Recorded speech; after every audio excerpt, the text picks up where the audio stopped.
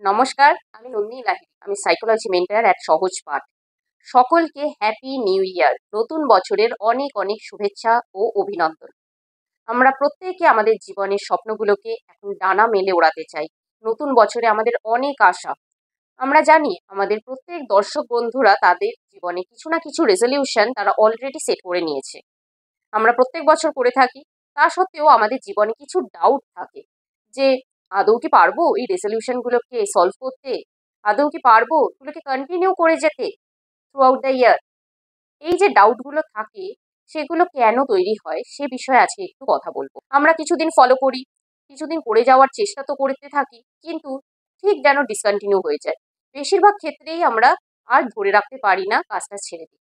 সেই পুরাতন আমিই থেকে যাই। আমার জীবনে কোনো পরিবর্তন হয় না। জীবন তার নিজের ছন্দে চলতে থাকে। জীবন বছরের পর বছর যেন একই ধারায় চলতে থাকে।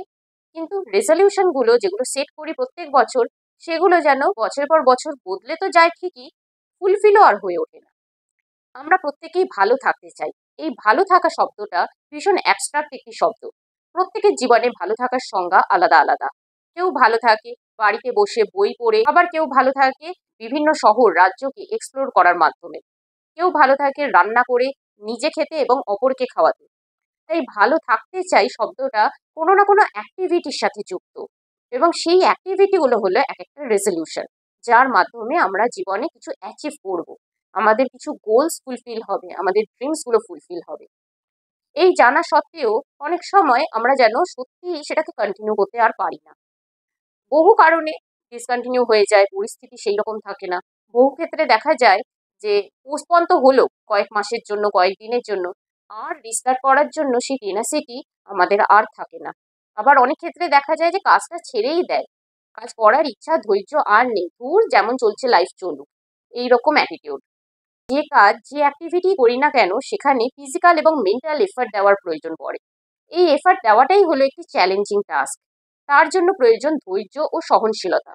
এটি ঠিক একটা বীজ পোতার মতো, এবং সেই বীজটি পোতার পরের দিনই আমি এক্সপেক্ট করতে পারি না যে ফুল এবং ফল সেখান থেকে তৈরি হয়ে যাবে। তাকে কিছুটা সময় দিতে হবে, প্রপার ওয়েদারের জন্য সময় দিতে হবে, যথাযথ মাত্রায় আলো বাতাস জল এবং সার দেওয়া হচ্ছে, সেটি পাচ্ছে সেই বীজটি, তবেই সে একটা সময়ের পর 6 মাস পর 1 বছর পর সে ফুল এবং ফল দেবে। এবার সেটি যদি আমরা না করি, আমরা ভাবতে থাকি কেন হচ্ছে না কেন হচ্ছে না, ঠিক আমরা রেজলিউশনটা নিলাম আজকে আর কালকেই আমার জীবনে পরিবর্তন আসবে, তাহলে আমরা ভুল পথে হাঁটছি। আমাদের জীবনকে ভালোভাবে নিয়ে চলতে গেলে আমাদের কিছু অ্যাক্টিভিটি প্রতিদিনের জীবনে করে চলতে হয়, এবং সেই অ্যাক্টিভিটিগুলো করে চলাই হলো একটা সাধনার সমান। এই সাধনার জন্য কি প্রয়োজন? এর জন্য প্রয়োজন ইন্টারনাল এবং এক্সটার্নাল মোটিভেশন। আমরা যে অ্যাক্টিভিটিগুলো করছি তার দ্বারা আমাদের জীবনে কিছু পরিবর্তন আসবে, এবং সেই পরিবর্তনের ফলাফলকে আমরা প্রত্যেকে কে কিভাবে দেখছি সেটি খুব গুরুত্বপূর্ণ বিষয়। অনেক সময় আমরা এই ফলাফলকে পেন হিসেবে দেখে থাকি, আবার অনেক সময় ফলাফলকে গেন হিসেবে দেখে থাকি, যার উপর দাঁড়িয়ে রয়েছে কাজটি আমি কন্টিনিউ করব কি করব না। যদি আমরা দেখে থাকি গেন হিসেবে, এই গেন দু রকমের হয়, ইন্টারনাল গেন এবং এক্সটার্নাল গেন। আমরা জানি কাজটা করলে আমরা ভালো থাকবো, কিন্তু এই ভালো শব্দটুকু দিয়ে আমরা আমাদের মাইন্ড এবং ব্রেনকে কনভিন্স করতে পারবো না কনসিস্টেন্ট ওয়েতে কাজটা কন্টিনিউ করে যাওয়ার জন্য। আমাদেরকে বলতে হবে, আমাদের মাইন্ডকে দেখাতে হবে যে আমরা কি কি গেন করছি, সেই গেনগুলোর মাধ্যমে আমার জীবন এবং আমার পরিবারের জীবনে কি কি ভালো হচ্ছে। আবার এরকমও অনেকে আছে যে short term goal, short term প্লেজারের তাদের চাহিদা, তারা লং টার্ম স্যাটিসফ্যাকশনের দিকে যায় না। তাই পার্টিকুলার অ্যাক্টিভিটি থেকে আমি কি চাইছি সেটা ভীষণ গুরুত্বপূর্ণ একটি বিষয়। ধরা যাক একজন ব্যক্তি, তার মনে হতেই পারে আমি ভালো থাকবো যদি আমি প্রতিদিন ভিডিও গেম খেলি, যদি আমি প্রতিদিন অ্যালকোহল পান করি। এখন তো অনেক ভিডিও গেমে পয়সাও রোজগার করা যায়। আমার এটা এক্সটার্নাল গেম, এবং ভিডিও গেম খেলার মাধ্যমে আমি ইন্টারনালি মোটিভেটেড হচ্ছি, ভালো থাকছি, আমার ইমোশন ভালো থাকছে। অ্যালকোহল পান করার মাধ্যমে আমাকে সবাই স্মার্ট বলছে, কুল বলছে, তার মাধ্যমেও আমি একটি সামাজিক পরিচিতি পাচ্ছি। তো আমি এক্সটার্নাল গেন করছি তো। পার্টিকুলার এই পারসেপশনটি হলো একটি উইক পার্সোনালিটির পরিচয়, যার মাধ্যমে শর্ট টার্ম প্লেজার তো এসে যাচ্ছে, ইমিডিয়েট প্লেজার তো সেই মানুষটা পেয়ে যাচ্ছে, কিন্তু লং টার্মের জন্য তার ফিজিক্যাল এবং মেন্টাল হেলথকে সে ড্যামেজ করে দিচ্ছে, তার এবং তার পরিবারের জন্য এই ড্যামেজ নিয়ে আসছে। তাহলে গেনটা কিরকম হবে? গেন হলো যার মাধ্যমে আমার জীবন, আমার পারিবারিক জীবন এবং সমাজের কল্যাণ হচ্ছে। ধরা যাক আমি একটি ফিল্ডের মধ্যে রয়েছি এবং সেই ফিল্ডের উচ্চ শিখরে আমি পৌঁছতে চাই। সেটি ১ বছরের মধ্যে এবং ৫ বছরের মধ্যে আমি সেই জায়গাতে রিচ করতে চাই। তাহলে আমায় কি করতে হবে? আমাকে নেক্সট 12 মান্থসে প্রচুর বই, প্রচুর আর্টিকেল পড়তে হবে, যার মাধ্যমে পার্টিকুলার অ্যাক্টিভিটিটা, পার্টিকুলার ফিল্ড সম্পর্কে অনেক নলেজ আমার গেইন হয়। এই নলেজ গেইন হলো আমার ইন্টারনাল গেইন। তার সাথে কমিউনিকেশন স্কিল ডেভেলপ হবে। যখন আমি কাজটা বাইরের জগতে নিয়ে যাব, আমি মানুষের সাথে মিশবো, আমার কমিউনিকেশন ডেভেলপ হবে। আমি জানবো কোনটা সোশ্যালি অ্যাকসেপ্টেবল ম্যানার, কোনটা নয়।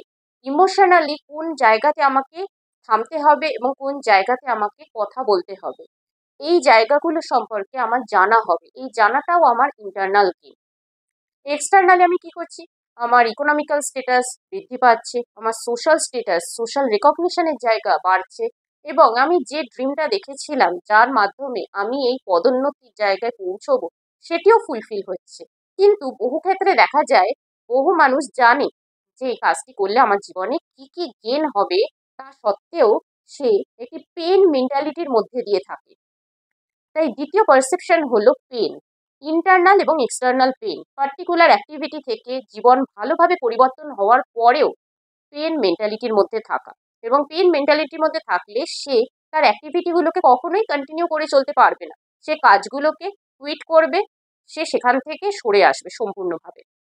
ধরা যাক একজন ব্যক্তির জীবন গতানুগতিক একরকম ভাবে চলছিল, এবার নতুন একটি অ্যাক্টিভিটি তার জীবনে এলো, যার জন্য তাকে পুরোনো হ্যাবিটগুলোকে পরিবর্তন করতে হচ্ছে।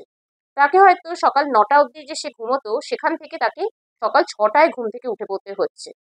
তাকে এক্সারসাইজ করার টাইম এক্সট্রা বার করতে হচ্ছে এবং এক্সারসাইজের মাধ্যমে তার হাত পা ব্যথা হচ্ছে। তার হয়তো একটি প্রপার ডায়েট চার্ট রয়েছে, সেই ডায়েট চার্টে তার পছন্দ মতো খাবার, সেগুলোকে সমস্ত বাদ দিয়ে দেওয়া হয়েছে বা থাকলেও খুব সামান্য পরিমাণ। তাকে সেই খাবারগুলোকে রোজ খেতে হচ্ছে এবং ইমোশনালি সে ইরিটেটেড হচ্ছে। কিছুদিন তো সকালবেলা ওঠা হলো, কিন্তু পুরোনো হ্যাবিট তো ৯টা অবধি, ১০টা অবধি, আরো বেশি সময় অবধি ঘুমোনো, সেটাকে ভাঙার ইচ্ছা একদম নেই। বা অন্য কোনো সময়ে যে এক্সারসাইজ করে নেবো, সেই সময়টুকুও নেই। ঘুম থেকে ওঠার পরই কাজের মধ্যে যেতে হচ্ছে। আবার কাজ থেকে ফিরে এসেও সেই শারীরিক স্ট্রেংথটা থাকছে না যে যোগা বা এক্সারসাইজ কিছু করার। ফিরে এসে মনে হচ্ছে একটু ভালো মন্দ কিছু খাই, কিন্তু সেখানেও দেখা যাচ্ছে যে বয়েলড ফুডের ওপর হয়তো রাত্রিবেলাতে তাকে থাকতে হচ্ছে। কিন্তু যদি দেখা যাচ্ছে দীর্ঘদিন ধরে এই ইরিটেশনের মধ্যে ব্যক্তি থাকছে, ব্যক্তি একটা টাইমে কুইট করেছে, ধুর যেমন চলছে চলুক জীবন, এগুলো করেও কিছু হয় না, এগুলো থেকে আমি আরো ইরিটেটেড হয়ে যাচ্ছি, আমার মুড কিছু ভালো হচ্ছে না, আমি কন্টিনিউ করবো না। দ্বিতীয় ক্ষেত্রে দেখা যায় যে গেইন হচ্ছে, আমি একটি ভালো কোম্পানির অপরচুনিটি পেয়েছি, আমার সেখান থেকে আমার জীবনে অর্থনৈতিক স্বাচ্ছন্দ্য আসবে, পারিবারিক সচ্ছলতা ফিরবে। তা সত্ত্বেও আমার অ্যাংজাইটি তৈরি হচ্ছে। কিরম অ্যাংজাইটি? আমাকে পরিবার থেকে অনেক দূরে গিয়ে থাকতে হবে, আমি পরিবারের মানুষজনের সাথে থাকতে পারবো না, আমাকে আমার বন্ধুর যে গ্রুপ তৈরি হয়ে রয়েছে এতদিনের, স্কুলের বন্ধু, পাড়ার বন্ধু, সেই গ্রুপ থেকে আমাকে বাইরে চলে যেতে হবে। বন্ধু ছাড়া আমি জীবন চলতেই পারবো না। সেক্ষেত্রে আমি আমার কাজকে ছেড়ে দিই, বরং এদের সাথেই থেকে যাই। অনেকের এরকমও থাকে যে যদি আমার ইনকাম বেড়ে যায়, আমার শত্রুতা অনেক বেড়ে যাবে। অনেক মানুষ আমার থেকে টাকা চাইবে, আমি তাদের টাকা দেবো না। যেই দেবো না, তারা আমার জীবনকে একেবারে তছনছ করে দেবে, আমাকে থ্রেট করবে, আমার পরিবারকে থ্রেট করবে। তার থেকে ভালো আমি একেবারে স্বাভাবিক জীবনযাপন করি বাবা, লোকের নজরের মধ্যে আমি পড়বো না। এইরকম নানান নেতিবাচক চিন্তা তাদেরকে আর এগোতেই দেয় না। এই চিন্তাগুলো এক এক প্রকারের পেন, এক এক প্রকারের ভয়। এগুলো আমাদের ব্রেন এমনভাবে তৈরি, যে মুহূর্তে ব্রেন দেখবে যে সামনে ভয় রয়েছে, ইরিটেশন, কনফিউশন, অ্যাংজাইটি রয়েছে, ব্রেন আমাদেরকে পুশ করবে সেখান থেকে সরে আসার জন্য। বাবা আগের অবস্থাই ভালো ছিল, সেখানে না ফিজিক্যাল মেন্টাল স্ট্রেস ছিল, না কোনো রকম ইন্টারনাল এক্সটার্নাল পেনের চিন্তা করতে হতো, তার থেকে ওই অবস্থানই ভালো। এইরকম ভাবে অনেকে আমরা কাজ ছেড়ে দিই, আমরা আর যে রেজলিউশন গুলোকে নিয়েছি সেগুলোকে ফুলফিল করার পথে এগোই না। এক্ষেত্রে কি দেখা যায়, আমরা একটা ড্রিম সেট করেছিলাম, একটা গোল অ্যাচিভ করবার জন্য, কিন্তু আমাদের যে ভয়গুলো রয়েছে, ইরিটেশন তৈরি হচ্ছে বা আমাদের অ্যাংজাইটি তৈরি হচ্ছে, দূরে চলে যাব, বন্ধু বান্ধবের সাথে থাকবো না, পার্টি করতে পারবো না বন্ধু বান্ধবের সাথে, বা শত্রু তৈরি হয়ে যাবে। এমনও আরেক প্রকার থট তৈরি হয়, যেখানে আমরা যেসব মানুষদের ভীষণ বিশ্বাস করি, তাদের কথা আমরা মান্যতা দিই, ছোট থেকে তাদেরকে আমরা রেসপেক্ট করে এসেছি, এবং সেই ব্যক্তিরা যখন বলে ধুর ধুর কিচ্ছু হবে না এইসব কাজে, ছেড়ে দে ছেড়ে দে, সেই ব্যক্তিরা হয়তো এই পার্টিকুলার অ্যাক্টিভিটির মধ্যেই নেই, পার্টিকুলার ফিল্ড সম্পর্কে কোনো আইডিয়াই নেই, অথচ তারা এরোমেটিক কমেন্ট করে থাকে। যে মুহূর্তে এই কমেন্টটি এলো, আমরা বিশ্বাস করে নিলাম, কারণ ছোট থেকে তো ওই ব্যক্তিকে আমরা মান্যতা দিয়ে এসেছি, বিশ্বাস করে নিলাম হ্যাঁ উনি বোধহয় ঠিকই বলছেন, আমাকে এই কাজটা ছেড়ে দেওয়াই উচিত, এর দ্বারা কিছু হবে না। এইভাবেও আমরা আমাদের ড্রিমকে ছেড়ে দিই, আমরা সেটাকে কন্টিনিউ করি না। তার ফলে আমাদের জীবনে হতাশা আসে, ডিপ্রেশন আসে, আমরা জীবনকে বলি জীবনে কিচ্ছু নেই, জীবনটা একদম হতাশার জীবন। যে কোনো কাজ, যে কোনো অ্যাক্টিভিটি আমরা যখন করি, সেই জার্নিটা অনেক বেশি পেইনফুল, সেই জার্নিটা কখনোই আনন্দ এনে দিতে পারবে না। কিন্তু ইন্টারনালি আমি কি অনুভব করছি, কিভাবে পারসিভ করছি, এক্সটার্নালি আমি কিভাবে পারসিভ করছি, সেটি হলো আসল বিষয়। ধরা যাক একজন ফটোগ্রাফার, তাকে সকালে সূর্য উদয় হওয়ার একটি ফটো ক্যাপচার করতে হবে, কিন্তু তাকে তার জন্য মাঝরাত থেকে সেই প্রস্তুতি নিতে হবে, তাকে মাঝরাতে উঠে সেই প্রপার জায়গায় পৌঁছতে হবে, যথাযথ স্থানে পৌঁছানোর জন্য হয়তো সে রাস্তায় কোনো গাড়িও পাবে না, তাকে নিজে ড্রাইভ করে যেতে হবে। এই পুরো জার্নিটা অনেক কিন্তু স্ট্রাগেলের। তারপরেও সেই কাজটি কেন করে থাকে? সে জানে ওই সূর্য উদয়ের ফটো যেই মুহূর্তে সে নেবে, সে ইন্টারনালি স্যাটিসফাইড হবে এবং সে এক্সটার্নালি সেই ফটো বিক্রি করে সে একটা অর্থ উপার্জন করবে, যার দ্বারা তার জীবন এবং তার পরিবারের জীবন ভালোভাবে চলতে পারবে। বা যে কোনো ডাক্তার, লয়ার, পুলিশম্যান, এদেরকে যদি দেখা যায়, এদের তো রাতের পর রাত কাজ করে চলতে হয়, এদের লাইফে তাহলে কিসের মোটিভেশন আছে? এদের লাইফের মোটিভেশন হলো মানুষকে সেবা দেওয়া, মানুষকে সুস্থ রাখা। সেটা ইন্টারনাল তাদের স্যাটিসফ্যাকশন এনে দেয় যে প্রতিটা মানুষ ভালোভাবে আছে, এবং এটি তাদের কর্মজগৎ, যার মাধ্যমে সে একটা অর্থ উপার্জন করছে, যে অর্থ উপার্জনের মাধ্যমে সামাজিক পরিচিতি পাচ্ছে, অর্থের মাধ্যমে তার এবং তার সন্তানদের জীবন ভালোভাবে চলছে। তো এই মোটিভেশন সবসময় নিজেকে রাখতে হবে। কিভাবে রাখবো? যখনই দেখবো লং টার্ম কি কি আমি গেন করতে পারছি, আমি অটোমেটিক্যালি মোটিভেটেড হব। আমাকে বারবার প্রতিদিনের জীবনে লিখতে হবে আমি যে কাজটা করছি তার আমার গেন কি কি আছে। পেন তো আছে, তার সাথে আমি গেন কি কি করছি। যদি শর্ট টার্ম প্লেজারের জন্য আমি কাজ ছেড়ে দিই, লং টার্মে আমাকে হয়তো হতাশার শিকার হতে হবে। তাই আমি লং টার্মে কি কি পাচ্ছি সেটা আমার জীবনের আসল বিষয় হওয়া উচিত। এখানে যারা যারা স্টুডেন্টস আছো, সাইকোলজি নিয়ে পড়তে চাও বা ডাব্লিউবিসিএস অপশনাল সাবজেক্ট সাইকোলজি নিতে চাও, জানতে চাও কিভাবে আমাদের পারসেপশন কাজ করে, কিভাবে আমাদের ইমোশন তৈরি হয়, কিভাবে আমাদের থট প্রসেস তৈরি হয়, এবং আমাদের অতীতের ট্রমাগুলো তার এফেক্ট প্রেজেন্ট এবং ফিউচারে পড়ে কিনা, যার কারণবশত নানান রকম ফিজিক্যাল এবং মেন্টাল হেলথ ইস্যুস তৈরি হয়। এখন বিজ্ঞানও প্রমাণ করে দিয়েছে যে 99% শারীরিক রোগ, সেটি ক্যান্সার হোক, টিউমার হোক, সেটি ডায়াবেটিস হোক বা আলসার, যে কোনো রোগ আমাদের সাইকোসোম্যাটিক, মানে আমাদের মন থেকে শরীরের উপর তার প্রভাব পড়ছে।